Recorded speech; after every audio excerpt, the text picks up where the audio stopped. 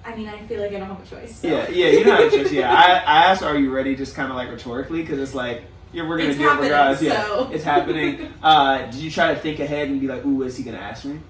No, but I purposely didn't do that because I purposely wanted to be like, I want to be caught off guard by these questions because that way I feel like I'll answer more honestly. I don't know. All right. Well, good. If you had a pill that could give you any power for 5 minutes, what would it be? Ooh. Oh, I probably should have thought that would be. That's an easy one. Yeah. I feel like it would be like reading minds, but like I would want to be able to control when I did it. Gotcha. Because like I don't want to hear everybody's thoughts. Yeah, you know what I'm saying? Yeah. Like I don't want to think. I don't want to be too far into it. Either that or I think it'd be cool to fly, but I don't know. I feel like 5 minutes. You better check that timer. I mean, yeah, true. You just drop out the sky. Yeah, I think it would have to be reading people's minds. Reading people's minds. That's a good How one. about you? Out of curiosity. Reading people's minds is good. I feel like I just wouldn't want to know something that I don't want to know. Like I think like, ooh, I want to know this, and be like, you find out, and you're like, oh no. It would be like read like your parents' minds. Like, man, I hate Todd, but like I guess I put up with him. And it's like, oh no. Like no, I didn't want to know that. I want to believe that you love me. And both my parents do. I'm just joking, but like that's just one that like that would be like, oh my gosh, I didn't want to know that. What is something that I would want for 5? I mean, the 5 minute limit makes it tough. It does. That's what makes it tough. Reading minds is actually a really good one. Because that's like a temporary one. I don't want to read minds all the time. Right. Yeah. And it's something that you can kind of get what you need to get out of it in 5 minutes. Exactly. And you can strategically be like, I'm in a situation where I want to know exactly what I need to know about this. Yeah. Versus like maybe telepathy. Maybe moving things with my mind. Ooh, that would be a good one for 5. That is definitely a good one. Yeah, so maybe that would be mine. If you could be any animal for a day, what would it be? Ooh. Aside from like animal abuse and that kind of thing, I love elephants. Okay. You did Ellie the elephant. Yeah. So yeah, like I got to touch an elephant for the first time this year, which was amazing. Yes, that's good. And I just think that they're very like kind creatures, and I feel like they're very peaceful, and like it's kind of the gentle giant thing, and I think that's like a beautiful concept, is something that's that is powerful and strong, but chooses not to like hurt. Yeah. I don't know. I think that's a good. That concept. Is cool, actually. And so I feel like being an elephant would be cool. Yeah. If you were a detective, who would be your partner and why? Ooh. Like what celebrity or like what person in my life? Person in your life, yeah. Ooh. I feel like it would have to be my mom. Okay. My mom she's always thinking like, okay, but what are other people thinking? She definitely is really, really good at putting herself in other people's shoes. Got it. And I feel like that's a great like Very partner. Yeah. Great partner quality. For sure. Yeah. Especially when you're trying to solve some type of crime or mystery. Exactly. Have you ever taken an unknown substance without knowing the side effects until after? No. No, No, not that I know of. Okay. Not that I can think of. I'm trying to think. I don't think so. If you were kidnapped, who would you call to save you? Ooh. My sister. Okay. For sure. My sister's a planner. She knows how to execute. She like if there's anything that my sister does, she gets things done. Okay. So I feel like if I called her and I was like, here's the deal. Yeah. I'm in trouble, she'd be like, oh no, you're not. I'm done. Yeah. Whatever, you're out. Like it's always it's good to have. And she's like a good negotiator too. So if she got into trouble, I feel like, she's all good at like convincing people. She would convince people to like let me go. She'd be like, you don't even want her there. She talks too much. She might be a good third to add to that detective team, honestly. Yeah. If you were guaranteed a passing grade for a class, would you rap in front of the class? Absolutely. Yeah. I felt like I would rap in front of the class. Just anyway, yeah. Just walk in, unsolicited. What is your favorite slushy flavor? Ooh. Favorite slushy flavor? Oh, that's my guess list. Like the blue raspberry? Yeah. Yeah, I feel like it's it's or the wild cherry. I'm a standard flavor kind of girl. I like the straightforward. Yeah, I feel like I'm one of those people who like I like to like let it melt and then have all just like the sweetness at the bottom. And, yeah. I have a bad sweet tooth, so I can empathize with you there. Yeah, I feel that. If you had to rewatch the same movie for the rest of your life, what would it be? Because you ask all your these two, these last 2 hours. So this one, it did make me think about like, oh, what would I watch? I think it would be the movie 42, which is about Jackie Robinson. Yep. That was actually I think Chadwick Boseman's like first big role. I don't know if he had anything before that, but that was when I discovered him. Yeah. It was before he was Black Panther, and I got all these amazing other roles, which is totally deserved, and he's an incredible actor. Sure, yeah. But I fell in love with the way that he took on that role, and because he was, in my eyes, he was kind of more of an undiscovered actor at that point. Yeah. I felt like it was such a great story to be like I don't know. I think that there's times when roles are given to actors that have already kind of had their claim to fame, and so then I can't unsee them in other roles. Yeah, exactly. And I felt like it was such a great opportunity for him to just be that and just kind of live in that role. And I fell in love with that movie. And also that was I watched that movie while I was taking my first film class.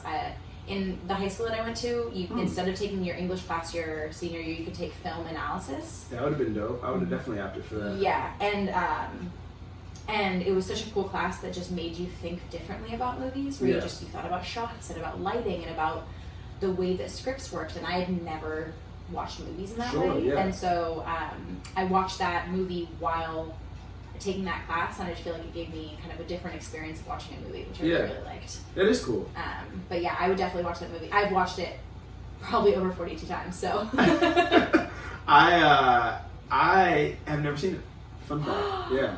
We should watch it together. I would watch it again. I'm down. Yeah, I need to watch it. I almost suggested that to be the movie. Really? When you said, do you want to be on this podcast? So I was like, maybe I'll suggest a movie. But I was like, I should do something that I haven't seen before. So yeah, I wouldn't have been. I would have looked it up to see if it was available on a streaming platform, probably just so that if people wanted to watch it, they could watch it for free. True. But I don't know. I might expand depending on how long this quarantine lasts. Who knows what I'm doing with movies.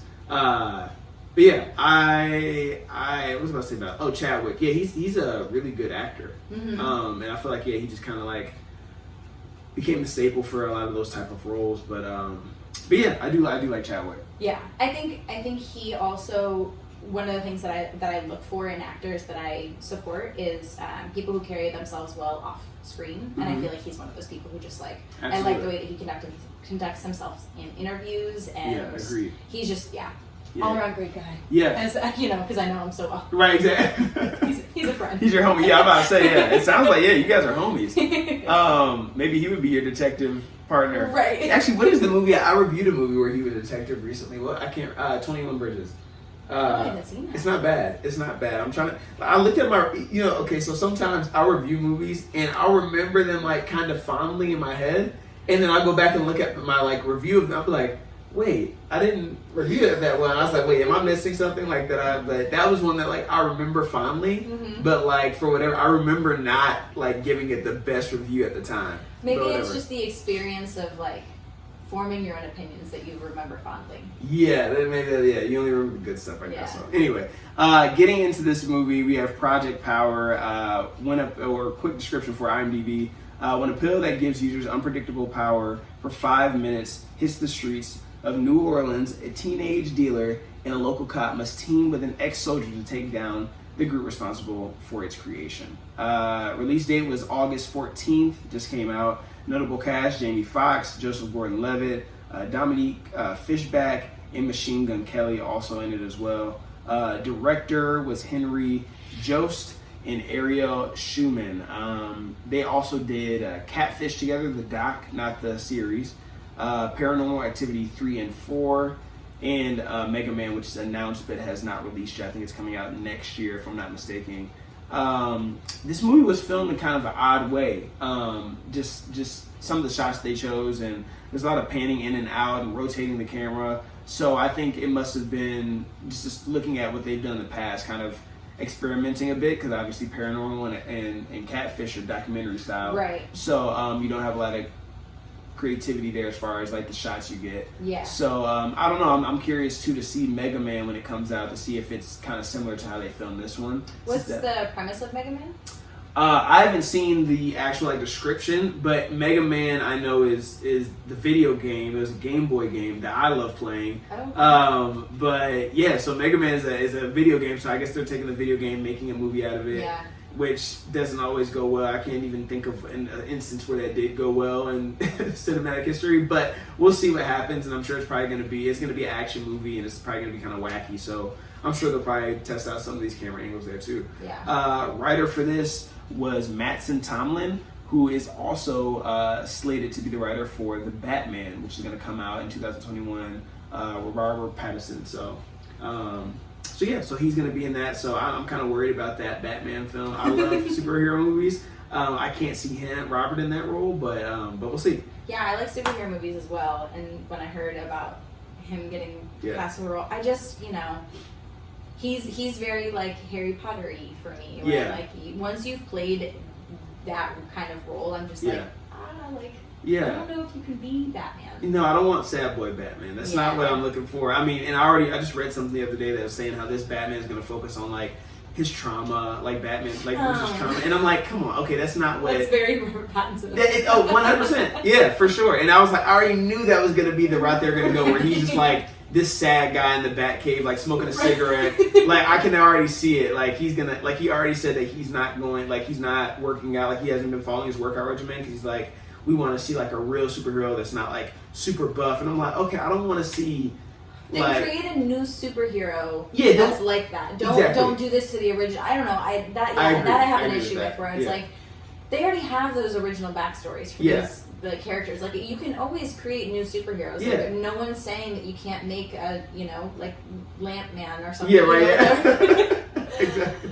Like I don't know. That's exactly how I feel. I feel weird about people making new backstories to like reinvent the same superhero when it's like it can just be who that was originally. It's cool. We like that superhero. You want to create something new, like you said, go ahead and do that. But anyway, not excited about that Batman. I'm nervous about it, I should say. Runtime for this movie, 1 hour and 53 minutes.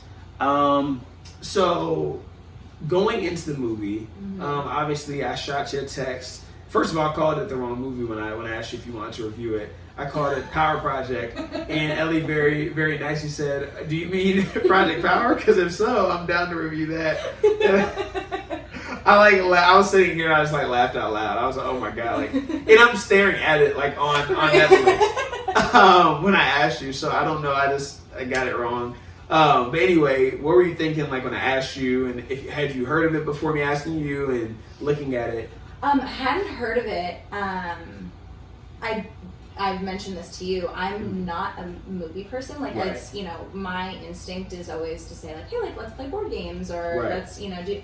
And I really, really enjoy movies, but it's just never my idea. And so that's I think why I was so excited, because I was like, oh my gosh, someone else is forcing me to watch a movie. This is great because I don't have to choose it, and I hate choosing things. Yeah. I had not heard about it, but the premise of it is cool. I like the idea of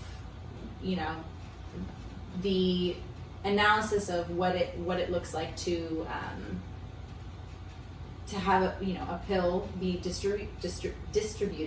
Distributed. I don't know how to pronounce words, but it's fine. Distributed, and kind of the abuse of power that comes with superpowers, which is talked about in a lot of superhero movies.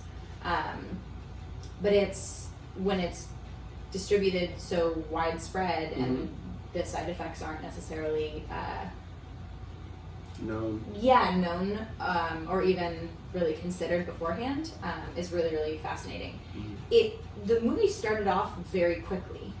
Yeah, they jumped right into the storyline, which is like, maybe it's just most of the movies that I watch aren't like that, but a lot of movies that I watch are, they're like panning through a city with a bunch of credits going through, and you're like kind of getting to know the one main character. Yeah. This one, it was like you were thrown in, and it took me, personally, like 15 minutes to even figure out who the main players of this movie were. Yeah, it was. I don't blame you for that because I blame them for that. I have some strong opinions about this movie and just the way they did the story. Going into it, I didn't know anything about it. I hit you up about doing the podcast last week, and I was like, okay, I got to figure out like what kind of movie. And sure enough, I'm like, okay, let me like kind of scroll through because again, I wanted to do something that's been on a streaming platform, so either Netflix, Hulu, Amazon Video, HBO, something to that effect. Mm-hmm. And I kind of like the idea of doing original movies too on those platforms. That way, it's not just like a movie that we've seen or an old movie that's just on HBO, but original content, just so it's newer and I don't know, just kind of like that idea. And there's been some good content that's come out during quarantine, and just in general, I think the streaming platforms have done a good job of coming out with good movies here and there. There's some misses, but anyway, going into this, I didn't really know much about it. I just literally turned on Netflix, saw that was a new movie on Friday. Boom, okay, Jamie Foxx, big one. Let's chat about it. Looking at it briefly at the previews, it reminded me of Limitless. I don't know if you've ever heard of that with Bradley Cooper, where it was heard of it, but I didn't see it. So just really quickly, it was about Bradley Cooper, and they had this pill. There's this pill created where if you take it, you have access to a higher percentage of your brain power. Because I can't remember the exact percentage, but I guess humans only access like a very small percentage of our brain. Yes. That's an actual fact. And I think it's like 10% or something. I think it's 10%.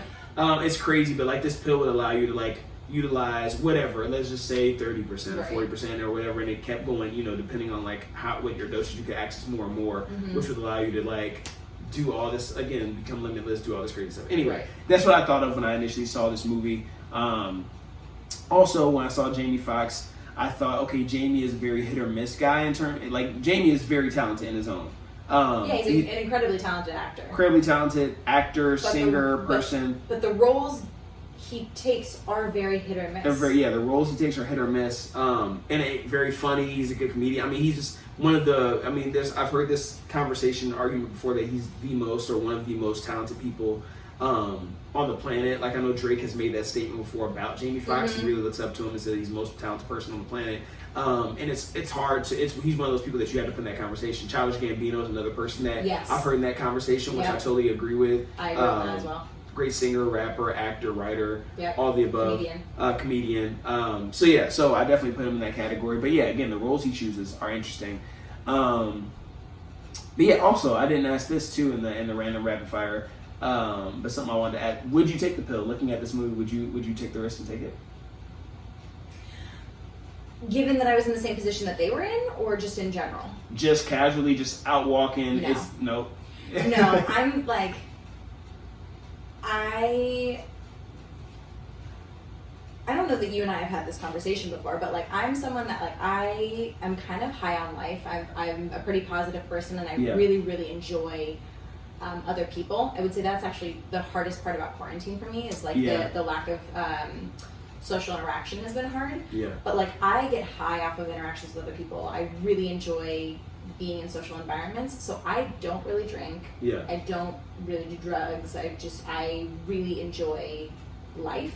And so I feel like because of that, I don't have anything against people who do certain things like this, but like I don't really feel like I don't feel all that curious about these things because I just think that it's like if I'm chilling off of what I got now, I don't want to take away from the things that I already enjoy. I guess if that makes sense. That's what I like. Kind of have a fear about like doing something that I'm then chasing because I love adrenaline. But I work my way up to it so that I'm never like chasing something that's too big for that I can't handle kind of thing. No, I agree with that.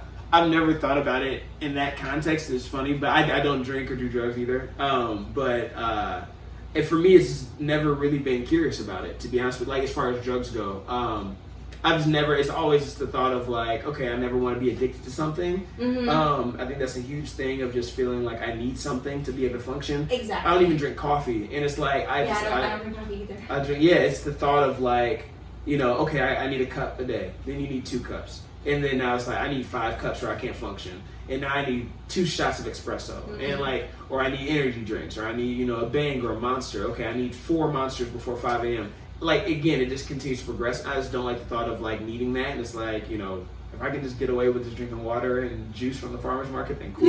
So, and I think that like that's sort of how I think too. Is I'm like I have my like not addictions, but you know I have my things that like are my little things that I treat myself to, and I can't. Yeah. Right. No, like for me, like Ice cream. Yeah. I love that shirt actually. Ellie, for those listening, not watching, she has a shirt that says "Speak Fluent Ice Cream." Yes. Which I love that. But yeah, my like indulgence, my sort of addiction is chips and all my friends. Like I love crunchy things. Like anything that crunchy. Like I love carrots. Yeah. Random, I have carrots and chips. Well, so and you have salsa. And I have salsa. You're killing the game. But like I like love crunchy things, and so the way that I kind of think about it is like my dad is a coffee fiend. He will drink a pot of coffee a day, and like that is his thing. For me, it's I really want to be able to go to a restaurant and enjoy the entire basket of chips for myself. Like I always ask.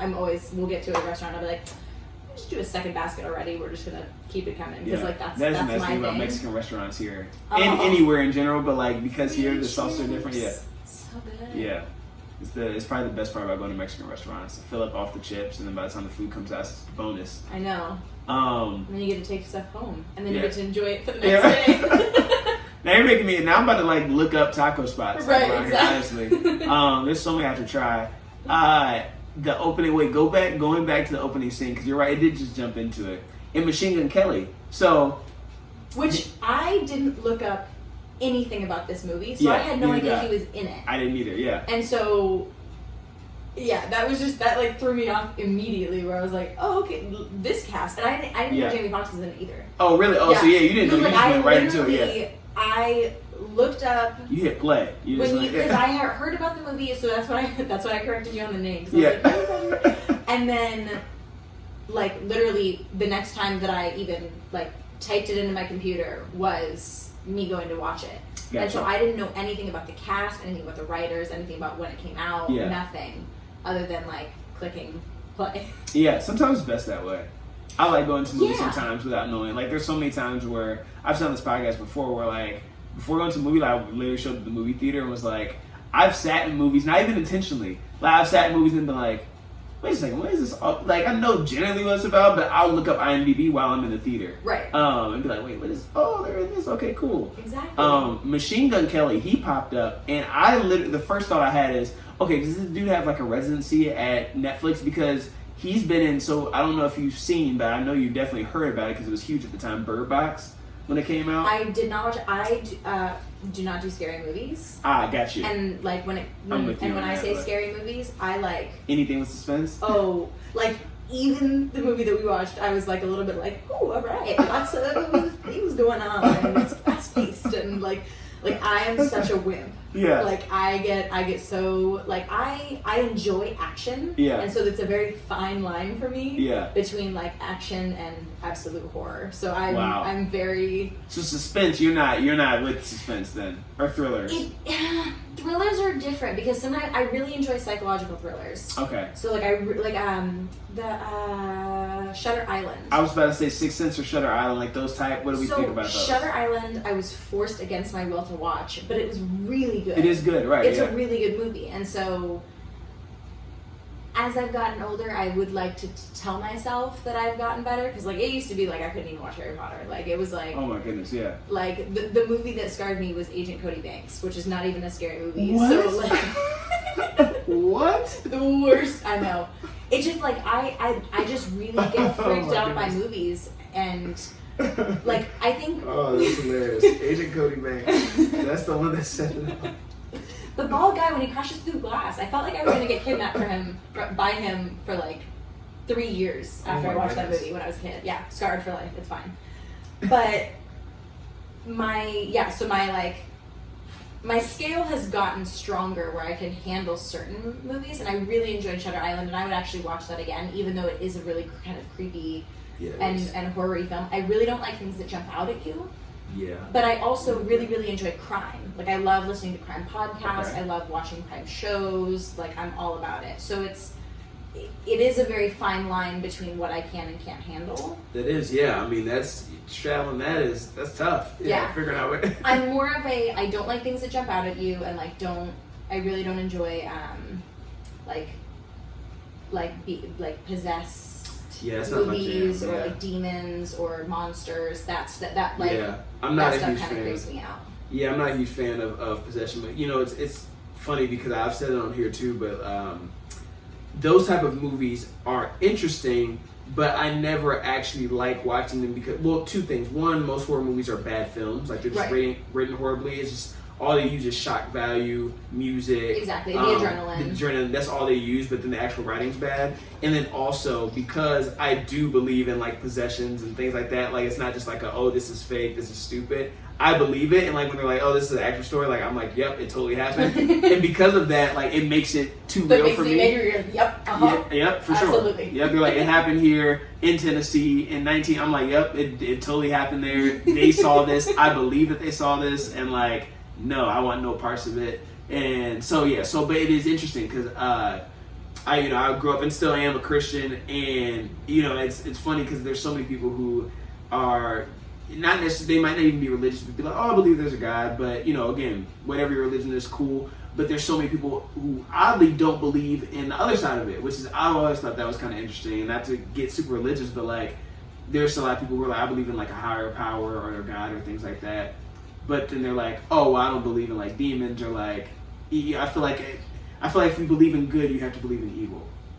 Which is interesting because I also think that there's this like kind of a subset of people who they'll believe in ghosts and demons and stuff like that, but then they don't necessarily believe in God. Yeah, which is interesting. It is, yeah. So I just feel like that's interesting. I mean, again, you're entitled to your own beliefs or whatever reason, for sure. But like, I always thought that was like an interesting dynamic. But anyway, not to get all on horror movies and my interest in but also fear of them. Machine Gun Kelly. That's what I was saying with Bird Box.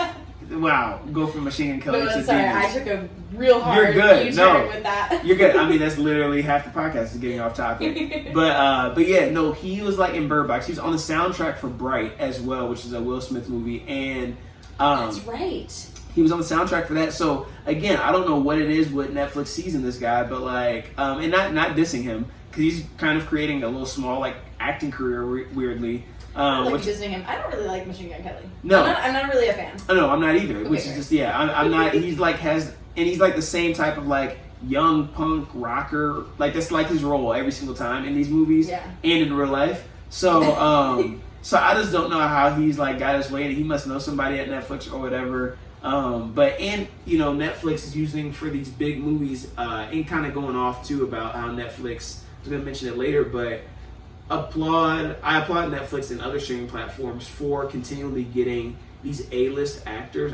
Machine Gun Kelly is not one of them, but Sandra Bullock, for instance, for Bird Box, or Will Smith for Bright, absolutely, or Jamie Foxx even for that matter. Joseph Gordon-Levitt obviously is a huge name, but they're continually Paul Rudd. They have a couple of different things with Paul Rudd, a series and also a movie he was in with Selena Gomez. But again, they have a ton of content. Don't need to go through all the content that all these streaming platforms have, but. When they started out, it was a really, really big deal when they got like Will Smith or like totally even no. before I mean, that. they've made a great transition into being able to have the budget for films that hold a light or hold a candle. I don't know. What the term hold a is, candle. Yeah, hold a candle to films that are being made not by streaming services. Yeah, absolutely. Yeah, so I thought that was really interesting.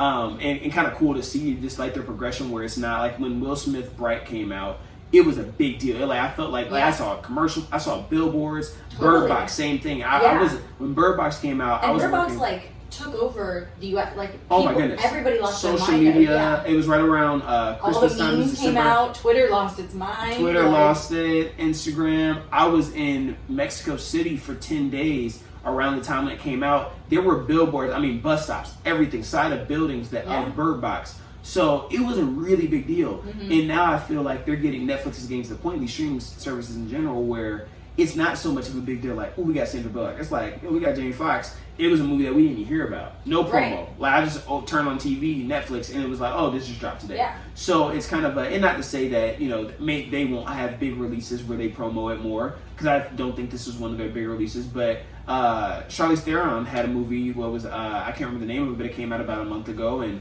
that was a big release, but it's becoming very commonplace that they have these big movies. Yeah. It was set in New Orleans, which I was hyped about because I love New Orleans. I think I've even mentioned this to you recently about how it's like my favorite place to visit, literally because of the food scene. And I mentioned that it's the first place the next like big city that I want to go to in the U.S. because I haven't been. Yes, and you need to. It's great. I mean, I love New Orleans. I was kind of disappointed. And now I know because I can take a pill there. I'll lose, whatever abilities I might explode. You might explode, yeah. Or you might have powers. So who knows? So you take that risk, but but I was kind of disappointed in this movie with New Orleans. Not with New Orleans, with how they portrayed New Orleans, because it kind of just made it seem like it was a throwaway city where we're going to test this drug out. And not to mention, I don't think it really even felt like New Orleans. It didn't. That's what kind of bothered me. Yeah. Is that could have been San Francisco, could have been Detroit, could have been anywhere. Chicago, could have been New York, and they didn't really.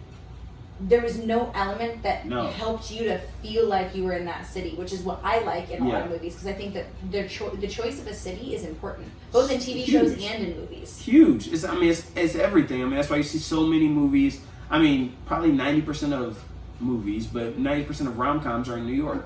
Right. And they romanticize New York, and it's a reason for that. Like, it's not just like we just chose New York just because. Like, it's a reason. But here in New Orleans, they didn't harp on the food, the music, the culture, the history, architecture. Like, there's just so many things when you think New Orleans that pops out that they didn't even harp on. So I mean, they might as well have filmed this, got a cheaper budget and filmed this in Cleveland. Like, you didn't have to, like you said, it could have been anywhere. Well, and I'll be honest, it's one of those things where it's like you can't even tell if it was actually filmed in New Orleans. You know honestly, what I mean? There wasn't it could have been somewhere else. Right.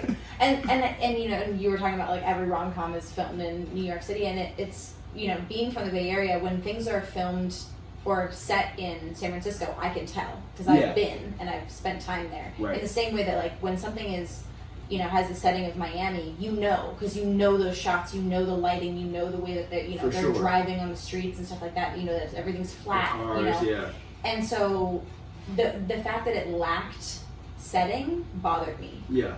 Which was tough because they threw you so quickly into the film that I just felt like everything was so jumbled that there was no sort of there wasn't a base to stand on where I was like, okay, at least I can follow this part of it. Yeah, I'm with you. It was all over the place. I didn't really understand. I mean, they didn't really even get into what the pill was or what the motive was behind it or being how they created it until halfway through, and even halfway through the movie. I mean, we were well into the back half of the movie before they even touched on it, and even by the end we still didn't really get. There were still so many unanswered questions and plot holes. Yeah, I honestly feel like they could have made a second movie to answer all those questions. They shouldn't. They shouldn't. They shouldn't. No. But I feel like they could have. Oh yeah, they definitely have enough. They have enough content that needs to be covered. But and they better not try to make a second. They would be fools to make a second one. Oh, absolutely. Not even based on reception from the public, but I feel like just common sense. They should be able to watch that finished product and go, all right, we let this one slide. Which, I mean, I'm gonna guess based off of the lack of promo that they probably know. Yeah. They probably know what they got on their hands. So maybe they just brushed this under the rug, saw the promo on Friday, and they keep moving. Yeah, it's interesting with just in kind of talking about the unanswered questions, and there's backstory that I feel got thrown in. Yeah.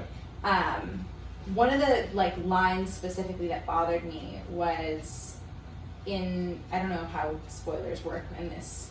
Oh, podcast, we spoiled the whole thing, yeah. Well, great. Yeah. When the girl, I'm so bad at remembering names of characters in movies. I just, the main girl, the young girl. Robin. Yeah. I had to write it down. I had to look it up today. Okay, great. Yeah. When she's talking to Joseph Gordon-Levitt's character about no, he's trying to find when Jamie Foxx is trying to find his daughter or whatever.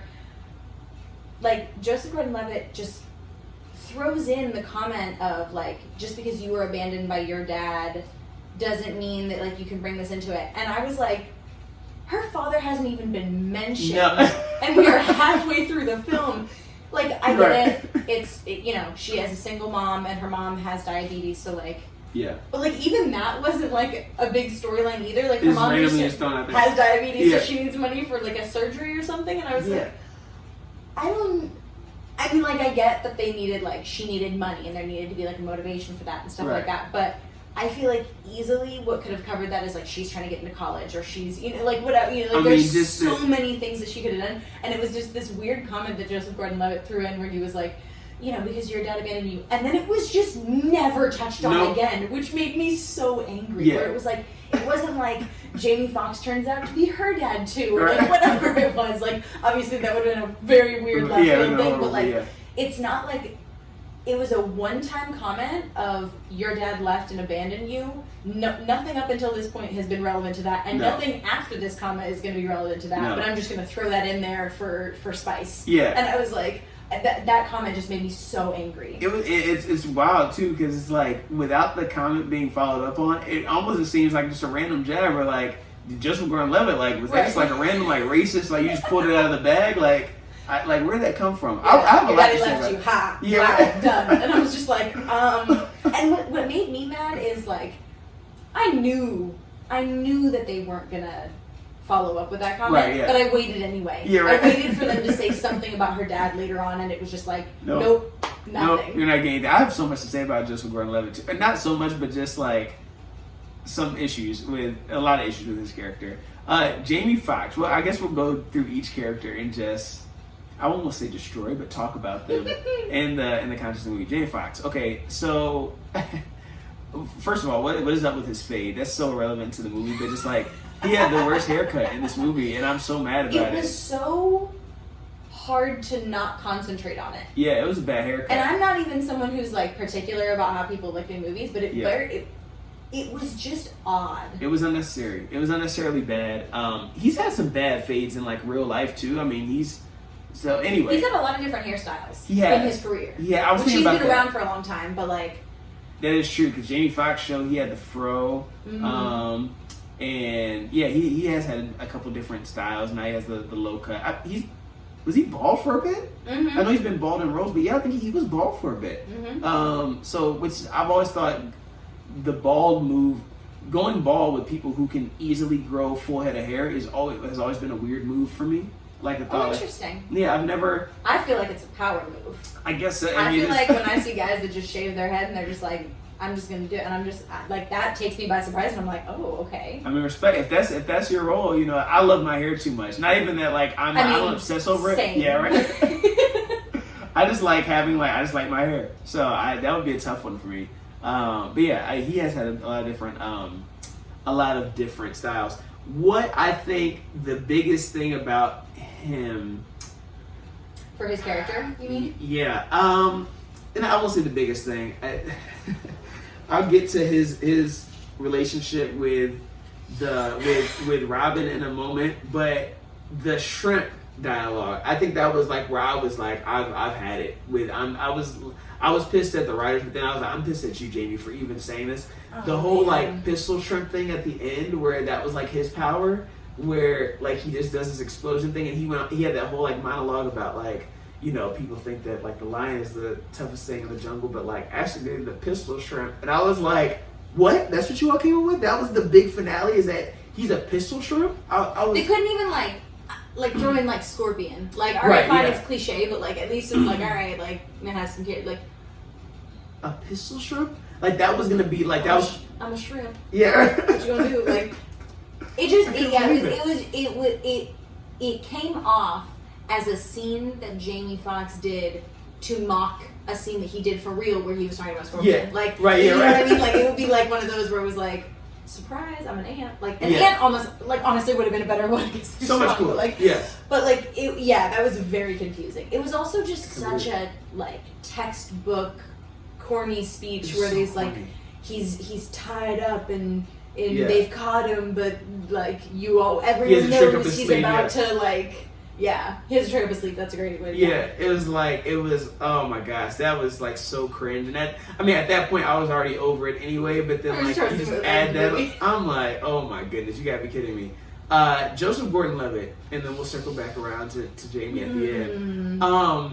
So every movie has every crime, detective, drug movie, literally every single one has a dirty cop. Every single one. I thought it was weird though that in this movie he's not the dirty cop, yet he's the dirty cop that's like who's using the drugs that he's arrested for. He's using the drugs. I actually think it's a cool concept, his relationship with Robin, where he's like sort of using a kid to help him get the drugs off the streets. Like I thought that was kind of a cool premise for a movie, completely separate from the storyline that we just watched. But like, it was just such this weird backstory of like he's trying to get the drugs off the streets, but he's using the drug. He's also and like he's using the drug every time. Yeah. And it's just weird. And like you're right. Yeah, like he obviously spoiler alert, but like he is the dirty cop, but then he's not the dirty cop because every other cop is dirty. Yeah, which they didn't even really get into. It's just like, until the last 10 minutes of the film, which is a great time to bring in new information. It was just insane. He also, when they started with like his relationship with Robin, and I didn't know at that point I didn't know that she was in high school. I didn't know if this was like I didn't either. His detective, like she was also a detective. I didn't know her age. I just couldn't pick up on it. And then like he got her a bike and they're like just like chilling, and I'm like, is this romantic or is it? And then when I find out that she's like a sophomore in high school, I was like, this just got way creepier. Like Joseph Gordon-Levitt, you just got like way creepier because of the fact that it's not just like, yo, this is some informant. It's like you are actually getting drugs from her too. So like you're still keeping her in the game by buying drugs from her. Like so you're putting her in danger, and she's not on official police business. I was gonna say she has no protection. That was like, where I got to the point where I was like, this is also very unofficial. So this is just giving me very like, I don't want to say pedophilic, but like, because it's not because there wasn't a sexual element to it, but it is very weird where it's like, why are you talking to a high school kid? Like helping her, but also trying to prevent her from selling drugs and catching kids, but also letting them go. Like, because that was where the weird inconsistency is. Like the first scene that she's in, where she's like about to sell these kids these drugs. Like he comes in and saves her, and like but he lets those kids go. They get nothing from it because she sells the drugs. He then says, I need some drugs. He's a junkie, because like there was a point where like he was like, where he first found out that she was gone is because he was hitting her up constantly, being like, yo, I need a re-up. Yeah. So it's like, it's just such a weird dynamic. They're riding on the bike together, and it's like, it's stuff that's like, it's not sexual, but like at the same time, like I probably wouldn't be riding on the back of a bike with like a 15-year-old girl. In the same way that if you take that age difference, and I just met some random, what I assume the age difference is probably 15 to 20 years. Whether it was a cop or not, like I would not be riding on somebody's just motorcycle just randomly selling drugs. I mean, I wouldn't be doing any of that anyway. But but if I was, like it's just a very particular relationship, and it's boundaries are crossed that shouldn't be crossed. Yeah, and you got a bike. Like, what are you doing? Right, and also like, even if it was her father, you don't get some 16-year-old kid a motorcycle. Yeah, and based on her track record, I'm gonna guess that she doesn't have a license. It's just there's just so many things with his like relationship and his character. I was like, what? I don't trust you, but like you're not a bad guy, but like you're not a good guy either. Well, like he like has this narrative of trying to save his city. Yeah. But like,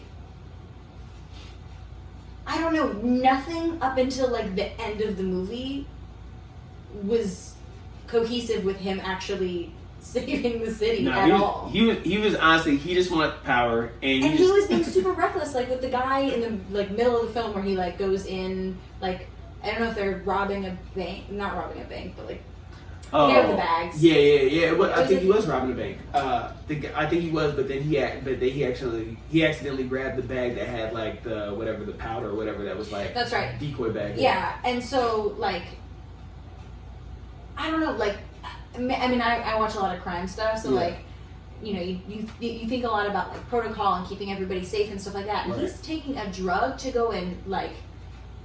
This guy is hopped up on 5 minutes of superhero drug. Right. Like, you don't do the same drug and then go and catch him. Like, obviously it worked out, of course, because it's a film, but like, that would be so against all of the protocols, and you would immediately be fired and immediately be put in jail. And so it's just like one of those things where it's just like, like. It's just, and then they did the typical. He gets his badge and gun taken away, like in every cop movie. So that happens, and then he says, "I'm gonna go off script and do it anyway." Again, every single cop movie ever. And we never like he never officially became a cop again. But like all of a sudden, he's all of a sudden answering back to his boss. Yeah, at the end of the movie. and arresting Jamie. Like, how do you like you're not a cop anymore? We never reinstated you. We never saw the reinstatement. But like then you just go ahead and arrest Jamie in a regular car, sitting in the front of your car, like just casually, and then it just is like. And also then when they're going to like the barge or whatever where the boat is, he's like walking up like a cop is and all this stuff, and I'm just like. Did we miss a scene? Yeah. I might have fallen asleep briefly. Who Right. knows what's happening? So many questions. I also feel, I mean, this is also, like I said, I'm not really into like a ton of gore and stuff like that, but I just felt like there was a lot of like gushing blood sounds in the movie that weren't necessary. Like, I'm all for a good fight scene. Like, I'm all in it, especially when it's like action and, you know, especially like in superhero movies. Like, I love action scenes, obviously, 'cause it's the whole point. But like, I just felt like they were really drawn out, where it was just a lot of like stabbing this and this goes through this and it's slow but fast, and like there's like you said with the camera scenes and everything was like moving and crazy and stuff like that, but it's like explode, people blowing up. Yeah, like the girl with the ice. Yeah. She died so slowly where I was like, obviously she's not going to make it. You don't have to draw this out for 45 seconds. No, yeah, right. 15 seconds, she's frozen, we get it. Right, yeah. She took the wrong pill and, like, the pill was bad. We've learned that lesson. Yeah. And so, like, that was really, really drawn out for me. Yeah. Whereas they could have drawn out, you know, the storyline and given us some back, you know, context or anything like that. Something. I mean, they could have given us something. It was in so many inconsistencies with the powers. Like, so we find out that the pills bring out basically DNA in us that is basically is what am I trying to say? Dormant. That's dormant inside of us, similar to animals. So they made the parallel that, you know, if you know, again, they made that parallel halfway through the movie. Halfway through the movie, we're in the back half of the movie, and they bring this thing up where basically you get a power that's similar to that of an animal. And it just is like the girl who's frozen. Like, what animal frees itself? The guy who took the pill, like the head, like Kingpin, who takes the pill and becomes a giant. Like, what animal just can increase its size? Like, I don't know. It just was so many things. What animal can just be on fire? Can just be Just on fire. Yeah. That's it. That's all it is. It is literally, he didn't do anything else. He just turned on fire. So it just so many things where it's just like, they could have almost gone with elements more than anything and said like it increases the amount of elements in your system that triggers a reaction with you know with the earth or whatever. Yeah. And that would have made more sense. But you know, then we wouldn't have gotten the great shrimp scene. Yeah. So. Gosh, and then we bring it all the way back around to the shrimp scene. Yeah, so it just is like so many different things. Robin, her character, Have you watched any films with her in it? I don't know that I've ever heard of her as an actress. I had not. Ellie has her gallon of water here. It's just, I'm sorry, if you're watching, you can see it. But if you're listening, it's just really funny. She has this huge gallon of water that she's like, it's the size of a small child. Literally. But no, it is very funny to see her like trying to sip through it while being on the mic. Robin, so her rapping, that just random aspect of the film. Again, no backstory, which backstory. drives me nuts. So, I love backstory. I love when they tell you where things and attributes come from. Like, there's nothing I love more than, like, even when they, with like animation, I love when they have little tiny details. Like, Pixar is really good at this. For sure. Like, creating these little tiny details that just show you how much goes into making those films, where they're like, no, this character, even though their on-screen story starts here, have lived a whole life. Yeah. I don't think any of the characters in this film had any backstory. There's none. I mean, Pixar does a better job giving backstory to toys than this movie did with actual people. Exactly. So, I mean, I think that it just kind of shows that there's like writing and directing is important. Like, and that sounds like a very simple statement, but like I think there's so many people who are writing and who are directing who don't realize that concept, because it does. I mean, you see a difference, like you said. I mean, just with Pixar or any a lot of animated films that are really good. It's not just simple. It's not just the animation. It's not just it's not just getting a big name actor and putting in the normal pieces that we see: a dirty cop, a drug that's uncontrolled, a kingpin, a wayward youth that needs guidance. Like, I mean, you put these different things in there, and some comedy, and that doesn't automatically give you a formula for a great movie. Yeah, it's not just about writing the lines that work for the movie. It's about writing lines that give you context as to what experience. Because at the end of the day, like, the movies are supposed to give you an experience, like it takes you out of the life that you're living currently. Like, it's supposed to make you feel like you're right there in it. And you don't get to know any of these characters, so it's really hard for you to be like, oh yeah, they're like the fun-loving, quirky one with a weird backstory, whatever. It's like there wasn't any of that, so it was like it didn't give you any sort of like attachment to any of the characters. No, to where you could see yourself in any of them, or to where you like want to know more about them, or any, like I will never remember any of their characters because there isn't anything to latch onto. No, I feel like their names I didn't remember. I feel like we didn't even hear some of their names. I would put money on it that if I went back, they didn't even say some of the characters' names. When she started rapping, I don't know his name. I honestly could not tell you any single character. Like, no. If that's I why didn't I've been look talking about just Gordon-Levitt and Jamie Foxx. I see their names. Yeah, I don't remember their name. Anything, any details. Also, when she started rapping, I felt like at the very beginning, I was like, if this is a musical, I swear. and I like musicals. Like, I like good musicals. Let me put it like that.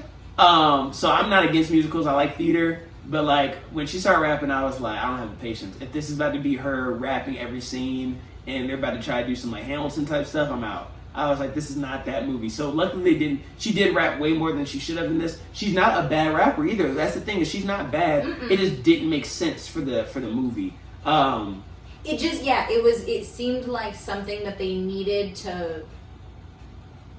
some sort of scene to like make it like tie a bow at the end, and they didn't do that, so it was kind of odd, but like it seemed like it was like a last minute addition. Like, it seemed like they filmed that after filming was done. Like they're just like, all right, she's gonna rap in these scenes. They easily could have just thrown that in there. The scene with her in school where the teacher pissed me off. I wanted to punch the teacher in the face. Called her absolutely. Out. And that just would not happen in real life. Where like a teacher there probably are some teachers who have let off some wild stuff in class and says some like disrespectful stuff. Okay, but also I feel like in every single context that I've ever been in a classroom, which I've been in plenty of classrooms in my life, it's always, if someone's on their phone, two things happen. Either they get called out and they get really embarrassed. Or three things happen. They called out, they don't care because they're that kid who's just always gonna be on their phone anyway. Right. Or the teacher will literally not even acknowledge that they're on their phone, and they will walk by and take the phone away and put it somewhere and continue teaching because it's a classroom. They have 90 minutes to get a class done. Exactly. Like, it is not this thing where he's like, yeah, if you can stand up and rap for me right now, like, what? Okay, bro. Like, all right, and that's why I was like, is this about in high school? Right, like, yeah. Also, they're in high school, but they're learning about very intricate stuff. Yeah, I just was like, what happens in the womb when you take... I mean, I guess maybe that's health, but like, this seemed like a very advanced version of that. It seemed advanced, and it just was like, what did we... And it's like inner city New Orleans school, like, they're not, like... come on, she learned about that sophomore year, like, Right. So it just didn't line up. And then like her rapping scene, she did have a line, she did have a bar that I was like, okay, that was actually kind of hard. I didn't want it. Like, I was sitting here and I was like, all right, this is whack. And I was like, okay, that was good. It's like I wrote it down. It was I'm not on a roll, but I'm on a roll like I'm lit. And I was like, okay, that was a bar. No, I was hoping that's the scene that's the line that you were talking about, because when she said that, I literally went back and did the whole like 10-second back thing. I was like, wait, hold on. Yeah, right. Like, wait, say it again. Like, Yeah, that's so clever. But again, you're right. I think that it was like it was an added quality that didn't have anything to do with the rest of the film. So it almost took away from the fact that it was like an okay rap. It was just cringe. Like when they were at the vet and she was doing it, oh, and he was like, "Give me a word." Like I was like, "This is." I was literally. It was very no shade, because it was actually. I actually really, it is like a guilty pleasure movie for me, but the acapella movie, whatever you call it, Pitch Perfect. It was very Pitch Perfect-y for me. You don't have to say guilty. I love all three Pitch Perfects. Oh, okay, great. We have so much in common already. Yeah. No, but like it was very Pitch Perfect-y for me. It was like add a word. It was like the riff off. Yeah, it really was. It was a riff off. It was like, really, you're just gonna be adding words. Like, and I know that people can do that in real life, and it is really cool when people can do it in real life. Yeah. But it was just, I feel like when it's done in movies, it's so like, forced. obviously it's not planned, bro. Like, it's live in a movie. Like we're not like, oh shoot, she can like, okay, she didn't really freestyle that, but asymmetrical, like, oh, okay, or whatever. But he threw in some big word, something, and it was so asymptomatic. Asymptomatic. That's exactly what it was, and I was like, stop it. It just wasn't, like I said, it wasn't bad, but it just was like, it just didn't it wasn't cohesive. I felt like I was watching like Diddy's like making the band. Like I was like, well, this is just so, it was just weird. And at the end, they tried to, or I guess I'll talk about that, but there were just so many points too where it just didn't make sense. That also the pill. So let's talk about the main thing of the film, which the pill's backstory. So like first of all, it took too long for us to get additional information about it. There was just this pill. I don't even know that we ever really got enough information about it. We're in the back half of the movie. Till we got really any information, we still don't really know what the villains intend to do with the pill. The big exchange there with the like female drug lord. She took the pills, left. We never saw them again. We don't know what she planned to do with all those pills. We don't know. They alluded to the fact that Jamie's daughter was the key to creating like the right formula. We don't know why. We don't know if the right formula was created. There were just so many things that we don't know. Go ahead. Sorry, no, you go ahead. No, you go ahead. Well, I was gonna say there's a scene in not even the back half, but the back fifth of the movie, where when they're trying to escape the big boat that they're on. Yeah. When Robin and Jamie Foxx's daughter are like running away, and you can tell she's getting weaker. Yeah. But then they don't really. There's a part where she's healing Jamie Foxx. Yeah. But like, there's no side effects that happen after that where she's then depleted and then she's like maybe dying and then someone else needs to give her a pill to like you know what I mean? Like it was. Nope. At least unless I like just was distracted, but it was just like no, she was getting weaker. She like passed these plants. Yeah. And she's like kind of that limp, like weak walk, and the plant like perks up, and then they make it out, and then she like is healing him and stuff like that, and I was like, Are you dying if you're not in the lab? Is there a story here? No? Cool? No, Cool, check that box. Cool. We'll just head on out. Like, it was just so, like... It was like a cliff, and then you get to the cliff, and you stop, and there's just nothing under you, and you don't know if it's that there's actually nothing. Like, it was just... it was brutal. It was weird. That was all I needed to say. It was just, like... It was, like... Her... Like, where I thought the movie was going to go with it was that in order to create the pills, they needed like her cells from her DNA. Yeah, that's all I thought that it was going to be. But maybe that was, and we were just supposed to like assume. Yeah. But it wasn't like she was like hooked up to all these machines. She No. had like these like scars and patches and stuff. Yeah, but then you have to develop that more because we know that based on the quick story he gave that wasn't very concise, she has powers because they tested the pill on him, and then he had a daughter who then naturally had powers. Yeah. So the pills were created prior to her, but they need her to create pills. So I'm like, what is like? So maybe, yeah. So like, I think maybe where they were trying to go with it was that they had created a pill that was like not Stable enough. Yeah. Thank you. But so they needed her, someone who already has natural powers, Yeah. to like have it be sustainable. So maybe it lasts longer than 5 minutes. I don't know. What's that? I don't know. It was just like they could have gone in so many directions, and instead they went with no direction. Yeah. Which is a choice that they made. Yeah. I don't know if it was consciously or they ran out of time. It just didn't make sense. I feel like there's a point where they were testing the drug on. Obviously, they were just testing on the street, but then they wanted to do an example of the drug when they were like down that bar or whatever. And they got the like drugged up girl that was like the guy's date or whatever, like just a party girl it looked like. Yeah. And they tricked her, right, to take this pill and like put her in this containment or whatever. So they like lied to her like, oh no, you're good, like you're inside here, like you're in a safe environment. Yeah, like the CIA has this, you're fine.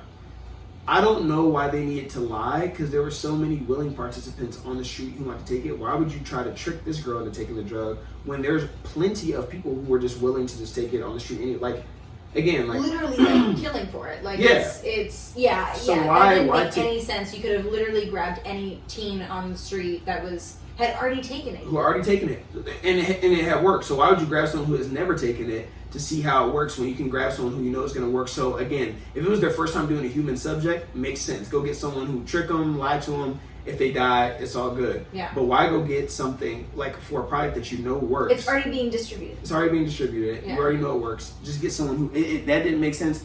And then also, it's a weird thing because I feel like the risks of the drug, and some may argue, I would argue that this is the case for every drug, even in real life, but I feel like the risks of the drug vastly outweigh the benefits. But for this drug specifically, like best case scenario. So best case scenario for the drug is you get it, you get power for 5 minutes. You get a good power for 5 minutes. You get a really dope power for 5 minutes. You get addicted, and then eventually it overwhelms your body once you take it for too long.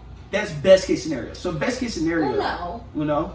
Because if you think about Jamie Foxx, like he's not addicted. Oh, yeah, he's not. You're right. He didn't get addicted. So best case scenario is you take it and then you have a daughter who has powers. Yeah. But like. Oh well, no, Jamie Foxx, he can't take it without dying. Without using too much. Oh, you're right. So he can't take it without dying. So if you have a power that's like too overwhelming. Okay, so fair. But like, yeah, best case scenario. But I mean, even if you want to Just take it Gordon on Levitt a didn't die, I guess, very basic level. Yeah. Best case scenario is that you take the pill and you get 5 minutes of the power. Right, yeah. Like that's not even. It's not that dope. Yeah. Because the worst case scenario for that exact same pill is that you die. Is that you explode? And Yeah. like, I'll be honest with you, like, even if. Like, I feel like the smaller version of that is like an energy drink that could make you feel super nauseous, or it could give you energy for the next 5 minutes. I wouldn't take that energy drink. No, right, exactly, yeah. I'm not really about it. Like, Yeah, I'm minutes, really not about, like, I don't need 5 minutes of energy. I'm gonna just eat some food. I'm gonna have an apple. Yeah. Which, I don't know if you know this, but for people who don't drink coffee, they say that eating an apple in the morning gives you just as much energy. Yeah. I did not know that. I mean, I have apples as well. I do eat a lot of apples, but I did not know that. Yeah, they say that like a good alternative is like eating an apple in the morning, which a lot of people don't like food in the morning and they like to just have coffee, so a lot of people can't, do that. But anyways, but like that's the way that I think about it is like 5 minutes of energy versus like nausea. If that's the side effect, I don't want it. No, yeah, I'm with you. Like, yeah. It just didn't it just didn't make sense for what you got from the pill, and what you're able to do, the amount of time. It just was, again. Yeah, like 5 minutes is just, it's nothing. Yeah. Like, it just, like, It's not worth it. Yeah. It's not worth it at all. So yeah, I mean that part just really didn't, the trade-off didn't make sense to me. I'm a huge like risk reward person in general, so like that just, I use that a lot, but to try to like rationalize things, but that just didn't make sense. They tried to make, you know, kind of get into the ending, they tried to make the analogy I saw towards the end that like, and based on the dialogue at the end, where Jamie's like basically like, you know, there's gifts and talents that we all have inside of us that we just have to tap into, and then that was like naturally, kind of, naturally, and that was kind of like the analogy they were trying to make with like the pill bringing out these things that were dormant in you, and allowing you to use these powers. That humans have these abilities that we have, we just don't use them. So like they tried to do that, and then tried to make the analogy with this girl's rapping, like, hey, use what you're good at, use what you're naturally good at, and let it come out. And it just was like so sloppy. At the end, it was like, don't try to force this like greater like message, or like even it got kind of like social justice-y weirdly throughout the movie. And it was like, I'm a huge advocate for having different like, for movies reflecting social issues going on in real life. Like, I think that's cool. A lot of movies do that. And it can be really well done. It can be really well done, but I think if you're going to do it, you have to do it really well. Like, you can't, don't just throw it in there. Yeah. Make a point and do it tastefully and do it in a way where it resonates. Don't just get, like, don't create a movie and then go back and do what they did, where it's like, all right, we're going to go back and we're just going to insert, like, okay, this is going on in the world right now. Let's insert some stuff like that. Totally. And it's like, no, because now it seems forced. Now it seems campy and kind of corny. Whereas yeah, like, now it seems like you had some scenes and you're like, well, what could we draw this to? Which is exactly. just it was a really thin string that they tried to tie onto it. Yeah, so I wasn't a fan of that. So yeah, I don't, you know, all in all, it, you know, it was Netflix has come a long way. Positives first, I guess. Netflix has come a long way, getting A-list celebs, like I said earlier. These actors particularly should be ashamed of themselves. Jamie Foxx and Joseph Gordon-Levitt. I you know, for taking these roles, I'm gonna assume that Netflix, again with the bigger budgets coming in, probably paid them a lot more than what they should have for this type of movie to get these big names. Again, I'm just going to assume that's what they did, especially since Jamie Foxx or Joseph Gordon-Levitt didn't have any writing or directing say. If they were executive producers or things like that, then I would be like, okay, maybe this is like, all right, I'm gonna go ahead and get this movie off and this is gonna be like kind of a creative project. Yeah. Because it's not the case, I'm gonna assume that Netflix probably just gave them a lot of money. Same thing like with Will to do Brad. I think they gave, I can't remember what the number was, but I think they gave him a ton of money and they paid for this whole world tour or whatever. Right. So again, you say, all right, I'll take that role then. Yeah. So yeah, so a lot of unanswered questions, plot holes. Movie had no business being 2 hours long. No business at all. That was astounding to me. That was that. I felt disrespected that they made it 2 hours long. And like I said, like, I'm not a movie watcher. Yeah. At the end of the movie, I was like, there was at least 20 minutes of action that they could have cut down. Easily. Or you could have just cut those and then added 20 minutes of filling the plot holes that they just dug so deep. Yeah. Like, I was so confused. His flashbacks to his daughter that, like, never... Yeah, and, like, trauma and, like, seeing his daughter and Robin, but, like, I don't know, like, even, like, I don't know, it was kind of one of those things where any one of the main characters, which you could argue were pretty much just Joseph Gordon-Levitt, Robin, and Jamie Foxx. Yeah. But, like, you could have taken any one of those characters out of the film and you could probably still make the same movie. Mm-hmm. Yeah. And so, it was so long for nothing to happen. Yeah, it was rough. It was rough stuff. So what would you rank it on a scale of 1 to 10? Oof. Honestly, probably like a 2 or a 3. I gave it a 2, so we're on the same page. Yeah, this is the lowest ranked movie I've ever given. It was and I'm pretty rough. So glad that I've watched it. Yeah. Because I feel like it's good to watch bad movies too. It is, yeah. Like, it's a really good experience to know what you like and what you don't like. Right. Because you can't just like every movie, you know what I mean? Yeah. But, like, I really, really couldn't pull out a 100% positive about anything about this film. No, it was a rough watch. Like casting, writing, editing, lighting, even. Yeah. anything. I mean, there's lighting, the way they like showcase New Orleans, everything was just like so dark and like dingy looking, and it didn't do New Orleans justice. Even if it was if it was even filmed there, or if it was just I don't even know where it was actually filmed. So yeah, definitely would not suggest you to watch this. Definitely find something else to watch on Netflix if you're trying to find something. Suggested movie or show before we go. Anything that you've watched during quarantine that you're like, oh, that was pretty good, that you would suggest people to check out? Maybe, I don't know if this is actually a suggestion or not, but I watched Quantico.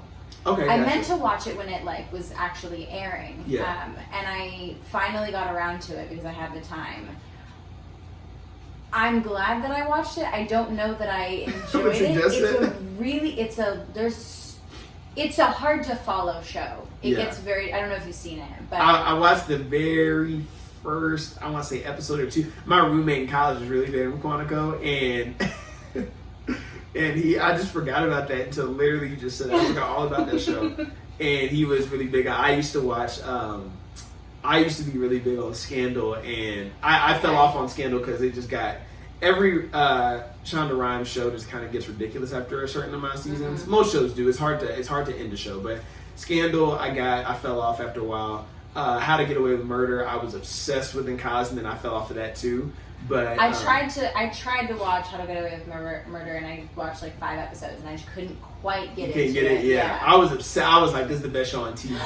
Like, I was that guy. Like, every week watching. Like, I was obsessed with How to Get Away with first like 3. They killed one of my favorite people, and I was like, I felt like I had lost like an actual person in real life, and I was like, I stopped watching. I was like, I will boycott shows if they do something I don't like. Feel that. So that's what happened there. But yeah, Quantico. My roommate loved it, so I got it. What the other show? Oh God, I'm annoyed that I'm forgetting the name of it right now. But it came out. It's on Netflix. It has, and I'm forgetting his name too. It's about the guy. They like move to a lake, and he's dealing with drug dealers and killers, and it's like not. Is it really popular? Yeah, it's like not. It's not in Chicago, but it's like outside of Chicago or Detroit or Ohio or something. So it's Midwest. It's like Midwest. Oh my God. Okay, I'm gonna look it up because it is really good. Oh, is it Jason Bateman? Yes. Yeah, you're talking about. I don't remember the name, but yeah, that was really popular. I haven't seen it, but they just had season 3 come out. Yes. Everyone in my house was watching it during quarantine back in Michigan. I went back for a little bit, and they were all like watching it. I do have to watch that though. It's gonna bother me. Yeah, look it up. I know exactly what you're talking about. Mine is The Morning Show. So, Apple Plus. I have been wanting to watch that, but I haven't gotten into it. Is it? It's probably the best show I've watched during quarantine. Okay. It came out It came out last year, I think. But it's amazing. It's about it's Steve Carell, Jennifer Aniston, Reese Witherspoon in it, about sexual scandal at a news station. That's all I'll say about it. But it's won a ton of awards, rightfully so. I also love Jennifer Aniston. She's like one of my favorite. Like, I love every person on his name. I love them a lot. But yeah, Jennifer Aniston she's beautiful, great. And I love her. She's great. She did a great job. All of those people did a great job in the show. But yeah, she did amazing, and it was good. It definitely is. It's a really good show, and I can't wait for season 2. I'm excited. So. But yeah, that's all I got. Anything else you want to add, Ellie? The show that I was mentioning, Ozark. Ozark, that's right. The Ozarks is what I was trying to think of, and I was like, because that's like where they are is in the Ozarks. But yeah, it's good. It's not my usual type of show, and That's scary. No, there are scary scenes where I'm just like, wow, it's like intense though. It's not like scary pop out like. Yeah. But it's an interesting dynamics in it, which is really, really cool. Yeah.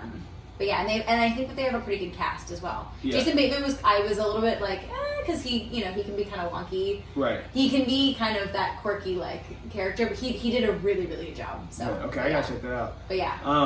Well, thank you for coming on. Yeah, thanks for having me. Yeah, for sure. This has been so much fun. Good. I want to do this every week. Right? I'm glad you came on. For everyone who's listening, thanks for listening, and until next week, peace.